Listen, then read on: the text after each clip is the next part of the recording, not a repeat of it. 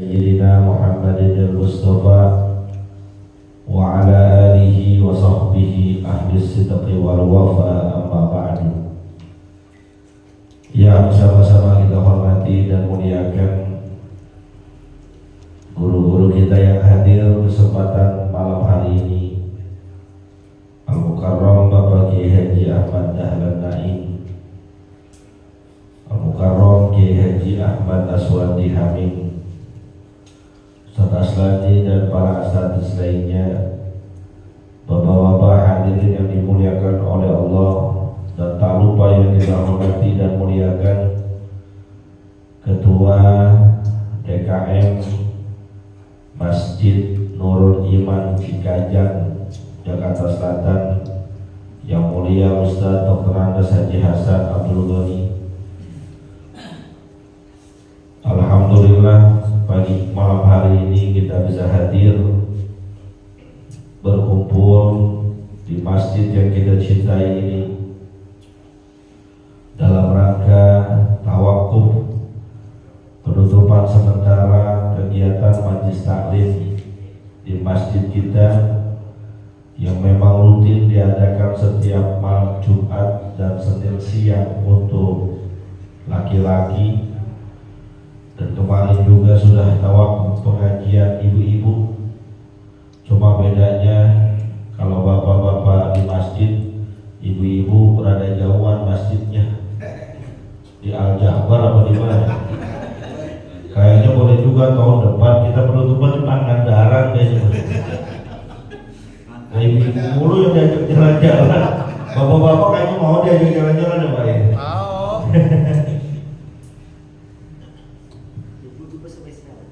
Karena tak lama lagi insya Allah kita akan kedatangan tamu agung, tamu mulia, bulan Ramadan yang penuh berkah dari Allah Subhanahu wa Ta'ala. Bapak-bapak yang dimuliakan oleh Allah, sebelumnya atas nama yang biasa nemenin bapak-bapak taklim di sini, baik yang malam Jumat maupun yang Senin siang, saya mohon dibuka pintu maaf yang sebesar-besarnya, yang seluas-luasnya apabila dalam penyampaian saya ada kata-kata yang rada kurang enakin. Memang lagunya saya begitu ceplas-ceplos saja, tapi insya Allah jauh di lubuk hati saya yang paling dalam tidak ada maksud untuk menyinggung, tidak ada maksud untuk menyakiti, tapi semata-mata dalam kaitan tawasau bil haqqi, tawasau bis sabri, saling menasihati dalam kebenaran, saling menasihati dalam kesabaran. Bapak-bapak yang dimuliakan oleh Allah, malam hari ini juga sekalian kita merayakan Isra Mi'raj, sebuah peristiwa agung, peristiwa luar biasa, peristiwa yang hanya terjadi pada diri Nabi kita Muhammad Sallallahu Alaihi Wasallam.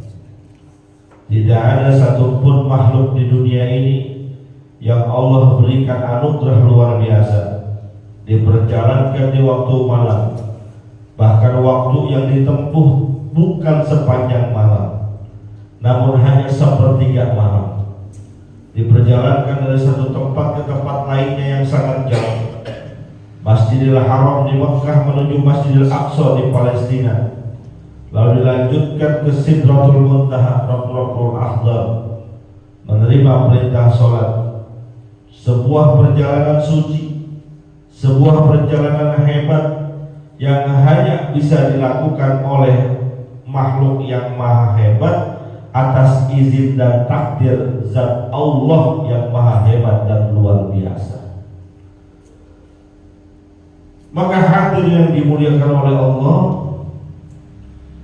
kalau kita lihat dalam kitab yang mengisahkan tentang perjalanan Isra Mi'rajnya Nabi, di antaranya kitab Qissatul Mi'raj karangan Syekh Ahmad Ad-Dardiri, dikatakan tatkala perjalanan Isra-nya Nabi kita Muhammad sallallahu alaihi wasallam Beliau didampingi oleh dua malaikat. Dalam perjalanan tersebut, di tengah jalan ada panggilan yang menyeru, memanggil-manggil nama Nabi kita Muhammad sallallahu alaihi wasallam. Ya Muhammad anzirni, atau dia mengatakan ya Muhammad unzurni, wahai Muhammad tungguin saya, wahai Muhammad tengok ke saya. Panggilannya begitu jelas, panggilannya begitu terang. Yang manggil bukan sembarang makhluk. Kalau penampakan zaman sekarang mungkin rada aneh. Dikatakan dalam kisah tersebut yang manggil adalah makhluk wanita yang sudah tua. Ya kalau bahasa kerennya mana nenek. Makhluk wanita yang sudah tua tapi berpenampilan modis, berpenampilan necis, dandanannya menor, pakai blow on, blow on bukan blow on kali ini, pakai eyeshadow, dempul merah, dempul biru, pakai gelang-gelang, pakai anting-anting. Kalau zaman sekarang mungkin pakai celana lepis, kaos New Chelsea, lumayan ya. Nenek-nenek dandanan menor, pakai celana lepis, baju New Chelsea, kan aneh luar biasa. Memanggil-manggil nama baginda Nabi kita Muhammad sallallahu alaihi wasallam untuk sekedar berhenti ataupun nengok kepadanya. Tapi Nabi Muhammad sallallahu alaihi wasallam dengan istiqomahnya beliau karena mendapatkan hidayah dari Allah Subhanahu wa taala, jangankan berhenti nengok juga kagak. Terus jalan.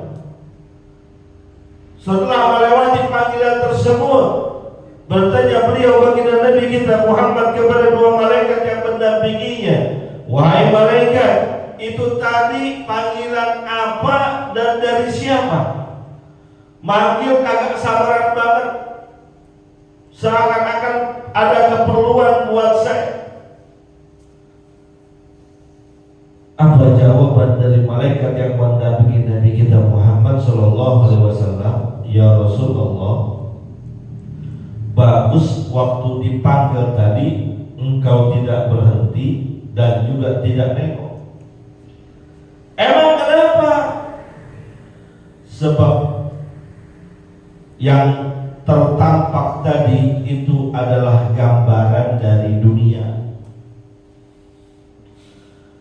Dunia manggil-manggil engkau. Dunia menyeru menyebut namamu untuk menggoda perjalanan ruhaniyah yang kau sedang laksanakan. Untung engkau tidak berhenti dan tidak nengok kepadanya. Sebab kalau engkau berhenti apalagi nengok kepada panggilan tadi, lamalat ummatuka dunia, pasti kelak umatmu akan berpaling semua dari akhirat, tapi tujuannya yang dicari adalah dunia. Tuh Nabi Muhammad kagak nengok aja keadaan umat Islam kayak gini sekarang. Nabi Muhammad fokus untuk tujuan akhirat aja, nggak menghiraukan panggilan dunia. Keadaan umatnya di akhir zaman aja udah banyak yang lebih mentingin dunia daripada akhirat. Betul? Betul. Coba zaman sekarang, hiburan dunia apa hiburan akhirat ramean apa? Hiburan dunia apa hiburan akhirat lebih penuh mana? Emang hiburan akhirat apa Ustaz? Hiburan akhirat itu majlis taklim. Yang kata Nabi kita Muhammad sallallahu alaihi wasallam, "Idza marartum bi riyadil jannah Farjau, kalau kalian lewat ada taman-taman surga, mampir.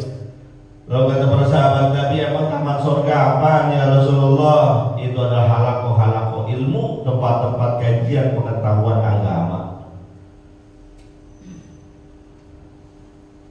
Hiburan dunia, hiburan akhirat kita tuh yang malam Jumat, kajian ba'da maghrib. Hiburan akhirat kita tuh yang Senin siang ba'da zuhur. Itu hiburan akhirat kita.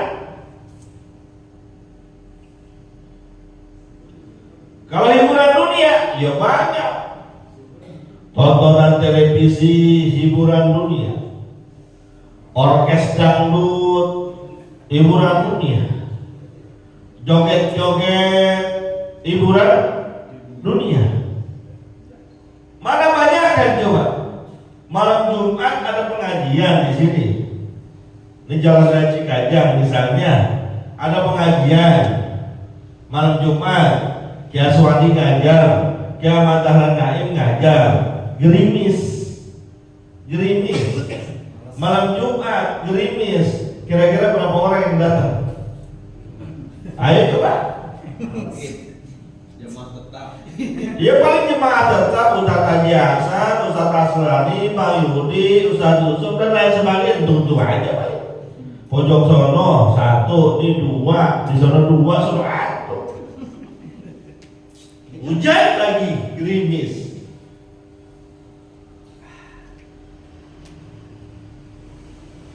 Yang di rumah udah niat berangkat,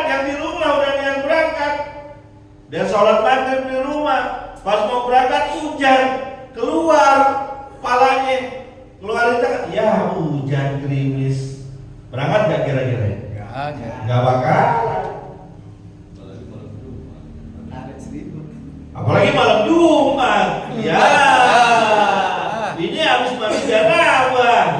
Beres urusan. Daster lagi.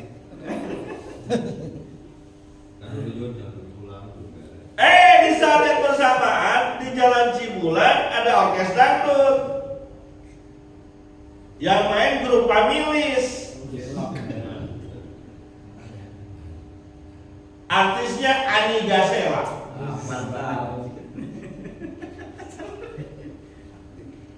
Ria Carrera, Anissa Casablanca. Gue tahu tuh artisnya tuh. Mainnya bareng malam Jumat atau taklim. Kira-kira itu kan hiburan dunia tuh. Ramean mana?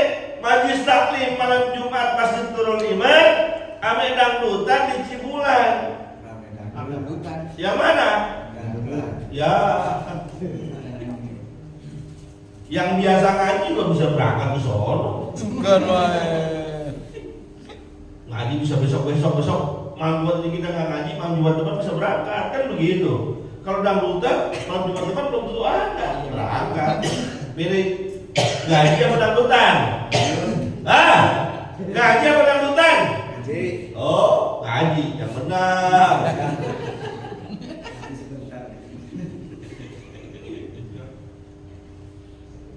Belok kita mau hiburan dunia. Makanya dalam surat Maryam Allah Subhanahu wa ta'ala ingatkan,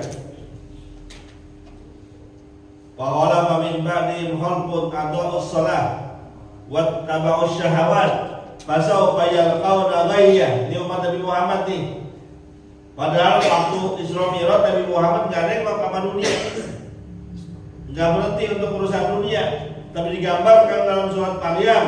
Allah Subhanahu wa ta'ala ngasih tahu kepada kita bahwa nanti sepeninggal Nabi Muhammad SAW entah berapa tahun berikutnya ada sekelompok umatnya adaa'us shalah wattaba'us syahawat. Nyanyain sholat, nganggap enteng sholat, nganggap ringan sholat, sibuk ngikutin hawa nafsunya, sibuk ngurusin kerjaannya, sibuk ngurusin bisnisnya, sibuk ngurusin pekerjaan dan lain sebagainya. Bahkan ada keterangan untuk hadisnya, malaikat Jibril mengatakan orang-orang yang kayak gitu beranggapan dinarun indahum khairun min salatihim. Mereka beranggap uang, dinar, dirham, dolar, rupiah, recehan yang dia kejar lebih berharga daripada sholatnya. Kekayaan yang diuber-uber lebih bernilai daripada sholatnya. Sholat dianggap enteng, sholat dianggap biasa, sholat dianggap nomor sekian. Yang penting dagangan gue laris, ada zuhur, yang beli kopi banyak, yang beli teh banyak. Kira-kira tinggal apa sholat dulu?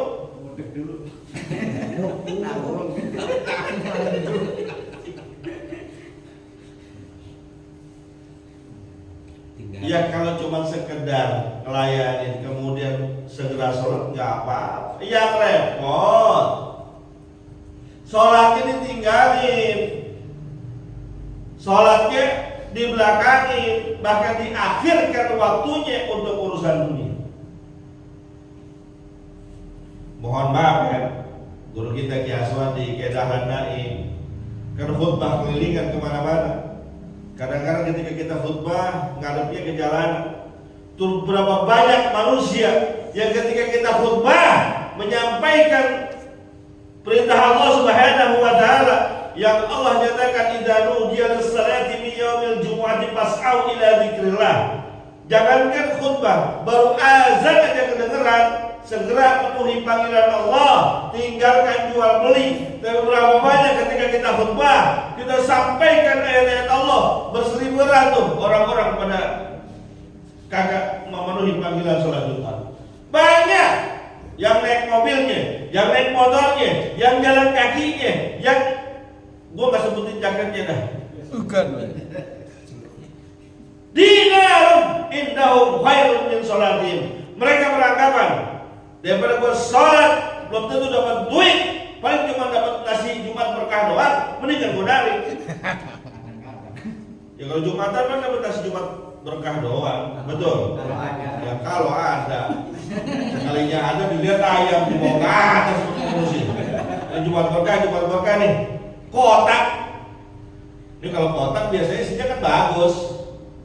Rumah Padang pagi sore. Nah, gua tanya sekarang sama Pak Ngurus, kalau ada Jumat berkah, kotaknya isinya di atasnya tuh rumah makan pagi sore, tuh kotak langsung dibagi sama jemaah atau dibawa ke atas dulu? Enggak dikeluarin. Oh, Enggak dikeluarin, aduh. Atas. sortir dulu dia tuh di sekolah. Iya. Betul begitu? Sama masih gue. Dan Jumat berkah, bungkusan warteg isi perkedel sama orek tempe. Keluarin dulu. Habis itu cuma bagian jangan sampai kelewatan, seluruh jemaah harus kebagian. Oh, ya orek tempe sama perkedel. Daripada gue cuma sholat Jumat doang, dapatnya Jumat berkah, mendingan gue narik, mendingan nyari uang, mumpung driver pada sepi, gue narik. Dinarun indahum khairun min salatihim. Mereka beranggapan uang yang dia cari itu jauh lebih berharga daripada sholatnya.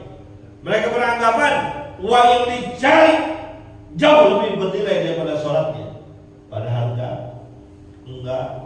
Jangankan cuma 10.000, jangankan cuma 100.000, jangankan cuma 200.000. Sungguh di hadapan Allah Subhanahu wa taala nilai dunia ini beserta isinya tidak lebih berharga daripada 11 sayap nyamuk. Udah kelamaan ini ya. Udah kelamaan, udah ya. Ada nasi udah pada suruh. Nasi udah deh ya, jangan lama-lama ya. Udah siapin tuh. Takut kalau lama-lama dengar duduk udah sering. Kalau lama-lama takut nasi uduk keburu kering. Ya kan kagak enak ya. Sebagai sebuah peringatan buat kita penutup bahwa suatu ketika Nabi Muhammad SAW hadisnya masyhur dan sahih jalan bersama para sahabatnya ke pasar. Jadi Nabi Muhammad tuh bukan orang yang eksklusif, enggak. Nabi Muhammad tuh sering ke pasar, sering olahraga. Nabi Muhammad tuh itu kayak Aswani beliau sering ke pasar. Wow, sering banget beliau ke pasar. Hampir tiap hari ke pasar beliau. Rumahnya di mana? Narikin kontrakan di pasar dia. Rumahnya di mana? Rumahnya deket pasar. Ke pasar beliau baginda Rasul sallallahu alaihi wasallam. Ternyata di tengah pasar itu ketemu bangkai anak kambing yang cacat. Bangkai anak kambing yang cacat. Sering saya sampaikan. Bayangin, udah bangkainya anak kambing lagi, bukan kambing yang gede. Udah gitu cacat. Lalu Nabi Muhammad SAW mengatakan, diangkat bangkai anak kambing. Bangkai bukan berarti bangkai bau ya. Bangkai dalam artian mati yang tidak melalui proses penyembelihan. Diangkat bangkai anak kambing tadi yang cacat. Lalu ditanya kepada sahabat yang ikut bareng-bareng dia, nih di antara kalian siapa yang mau bayarin bangkai anak kambing yang cacat ini seharga 1 dirham? Anggap 100.000 dah. Siapa yang mau bayarin bangkai anak kambing yang cacat ini seharga 100.000? Para sahabat diem, ngapain dalam hati? Ngapain beli, dikasih juga enggak. Karena kalaupun saya punya manfaatnya kurang, dimasak kagak bisa, dipelihara udah mati. Rasul tahu kegalauan hati para sahabat, lalu dikatakan, kalau bayar 1 dirham nggak mau, bayar 100.000 nggak mau, ini saya kasih gratis, mau pulang. Bangkai anak kami yang cacat, bawa pulang gratis. Ada yang mau Pak? Enggak. Nggak ada yang mau. Kata sahabat, ya Rasul, seandainya pun kau kasih gratis buat kami, apa manfaatnya? Karena ini matinya mati bangkai, nggak bisa dimakan. Kalau masih hidup mungkin masih bisa dipelihara. Bangkai cacat lagi, nggak bisa kami apa-apain, nggak ada manfaatnya buat kami. Apa kata Rasulullah SAW? Itulah dunia yang kalian cari-cari. Tuh dunia yang kalian udah-udah, yang kalian uber-uber, yang kalian berangkat pagi ketemu sore, berangkat gelap ketemu gelap lagi. Tuh yang kalian cari, nggak lebih berharga dari bangkai anak kambing yang mati. Makanya Pak, seumur hidup ya. Sengaja saya tahan-tahan biar laparnya makin lapar. Jadi orang kalau makan yang paling enak menunya apa? Lapar Pak. Biar kata di sini kebuli kambing utuh satu, kalau belum lapar nggak enak. Tapi kalau di sini nasi uduk pakai jengkol, pakai tahu, perut lapar banget, enak nggak? Enak. Maka gua tahan biar lapar banget, biar makannya habis begitu. Pak, jadi dunia yang kita kejar-kejar, dunia yang kita ubah-ubah, nilainya cuma segitu doang. Maka silahkan kerja, silahkan punya uang, silahkan harta banyak, kontrakan di mana-mana, bini di mana-mana, kita maafin. Guru makasih ya, maafin guru. Iya. Biarin ya, emang saya bagian belakangan, emang saya datangnya belakangan juga, maafin ya. Menuju hari. Emang saya datangnya belakangan, saya mah ngerti aja ya. Iya. Emang saya datangnya belakangan, ya kan? Guru-guru mah datangnya duluan. Ya, ini mau berangkat sih. Gak apa-apa mah. Guru belakangan. Tenang aja. Biasanya itu kalau dalam pembagian warisan yang belakangan namanya asoba. Asoba itu, apalagi asoba bintasi, asoba laki-laki itu dapatnya gedean. Biasanya. Kalau yang lain pisangnya barangan, mungkin yang belakangan raja, mungkin biasanya begitu. Ya, jadi silahkan cari uang, punya duit di mana-mana, punya kontrakan di mana-mana, punya bini di mana-mana, nggak apa-apa. Tapi ingat, ya nggak apa-apa kan? Punya bini di mana-mana boleh nggak? Nggak apa-apa. Ya kalau berani. Ya masalahnya nggak berani udah resiko lu. Ya kan usah berani, ya lu jangan tanya ya. Lo pakai tanya. Tanya sama dia, be. Jangan tanya kan kalau urusan tuh. Ya sama takutnya kita ya. Takwa. takwa. Jadi silahkan punya duit, bukan nggak boleh punya duit, punya kekayaan, nggak apa-apa. Tapi ingat, kekayaan itu kalau dinilai dengan nilai akhirat, tadi kacamatanya akhirat tuh, nggak ada harganya. Bahkan kata Nabi, tidaklah nilai dunia itu bagaikan kalian berdiri di pinggir lautan, lalu kalian celupkan ujung telunjuk kalian, angkat, itulah dunia. Cuma segitu doang tuh, dibandingkan nikmat-nikmat Allah di akhirat. Cuma segitu doang. Maka jangan tertipu sama dunia. Kalau ketemu dengan pilihan mana dunia mana akhirat, pilih akhirat. Orang waras, Pak, ketemu ini mana pilihan dunia mana pilihan akhirat, pilih akhirat. Besok ngaji betul kepada Ustaz, pilih ngaji. Nah iya, Ustaz. Itu aja dari saya, mohon maaf sekali lagi. Terima kasih kepada pengurus Masjid Nurul Iman yang memberikan kami kesempatan guru-guru di sini untuk menyampaikan ilmu. Karena para guru ini berterima kasih juga. Biar ilmunya segunung, sedalam lautan, dia punya ilmu, terus nggak dikasih kesempatan ngajar, bingung juga dia mau ceramah di mana. Dia kan mau ceramah di pinggir jalan, atau seandainya pengurus sudah kasih. Maka saya juga terima kasih juga pada jemaah yang pada mau dengerin, yang kadang-kadang capek, ngantuk, tapi giliran majelis taklim masih mau datang. Saya makasih juga. Kenapa? Pengurus sudah jadi tempat, udah kasih waktu. Gua ceramah hebat, berapi-api, kitab tebel gua bawa. Yang datang nggak ada. Gua ngajarin siapa? Lu hebat banget, ceramah lu mantep banget. Iya, suaranya apa? Ya mantep. Pas dilihat dari kaca, ya nggak ada orang. Ustaz udah lama begitu tuh. Dan ceramah sendirian. Jadi pengurus saya makasih dikasih kesempatan, dikasih amanah, dikasih kepercayaan. Jangan bosan ya. Walaupun kadang saya suka jadi jangan bosan. Ajaran, jangan bosan ya. Ya jemaah juga saya makasih nih. Dia mau dengerin walaupun pada jadinya wajar lah, namanya orang lagi ngaji capek ya kan. Malam Jumat capek, pulang kerja, Senin siang capek. Tapi makasih pada mau dengerin. Karena itulah kolaborasi. Guru nyampein, dikasih kesempatan, semoga ini tambah berkah. Berdoa kepada Allah Subhanahu wa taala, semoga Allah berikan kesehatan. Amin. Panjang umur, tetap iman Islam, agar masuk Ramadan kita bisa ibadah sebaik-baiknya. Amin. Ramadan jangan kendor, semangat. Ya, di sini kan kalau Ramadan, masya Allah, saya alhamdulillah kan tiap tahun udah berjata sini. Habis orang apa pintu Pak?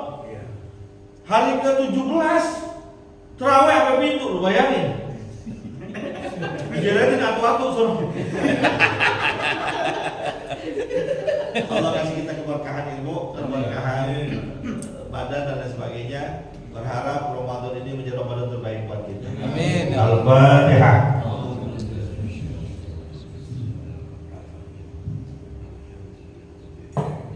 Bismillahirrahmanirrahim. Alhamdulillahirabbil alamin. Allahumma shalli ala sayyidina Muhammad wa ala ali sayyidina Muhammad wa bihaqqil Fatihah wa bisirril Fatihah wa bi mu'jizatil Fatihah. Iftah lana abwaabal khair waj'alna min ahlil khair.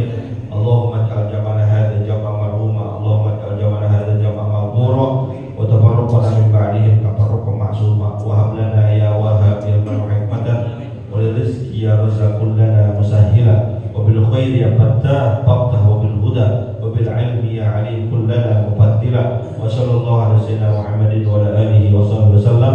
Walhamdulillahi rabbil alamin. Terima kasih. Mohon maaf. Assalamualaikum warahmatullahi wabarakatuh.